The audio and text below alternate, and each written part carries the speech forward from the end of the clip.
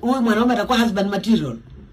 Atakuwa mwambie ndeni kwanza kujua wafunze kazi na baba. Baba mfunze kazi kwanza. Wafunze kazi wote.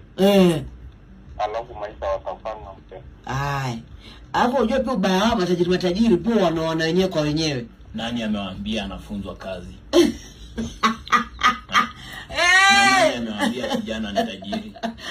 Kijana madam amesema, madam ameniandikia message, ameniambia hiyo pati ya kazi. Ni wasopsopu yani. Kijana mamtoni cool kid ndo jina.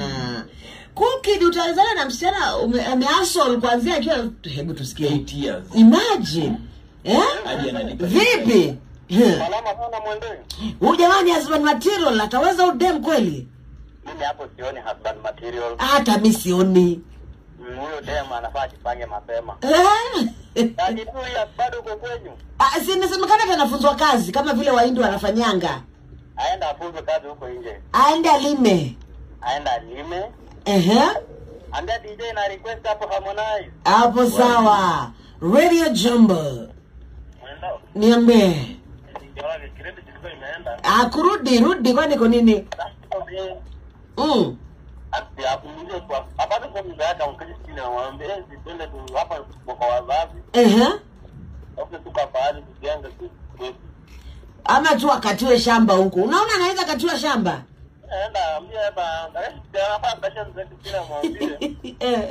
Tafutie kama kafahari tuende hapa kwa wazazi kidogo kama hiyo. Hapo unakuja kuwatembelea. Naona kiwa tricky njoro. Radio Jambo. Radio Jambo. Vipi? Mwende. Mambo? Bana huyu ni Waingoa Otipokidoi. Hapa tuko na husband material kweli? Huyu jamaa. Ni mkora. Ai.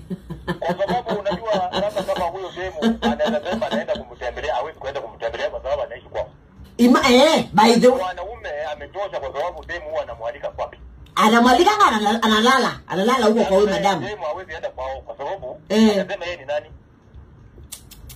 Huyo ni ya haya. Haya anaishi wapi? Haya kwa sababu hawezi enda. Kwa sababu kwa hivyo huyo jamaa yeye ni mkora wa mademu. Huyo ni mkora. Alafu nikuuliza Waingo wewe. Yupi mwanaume mgumu kudeal na yeye? Yule ambaye anaishi kwa mzazi ama yule ambaye ako hosted kwa mtu mwingine? Unajua sasa mtu mwenye amekomboa unajua huyo. Mdema anaenda.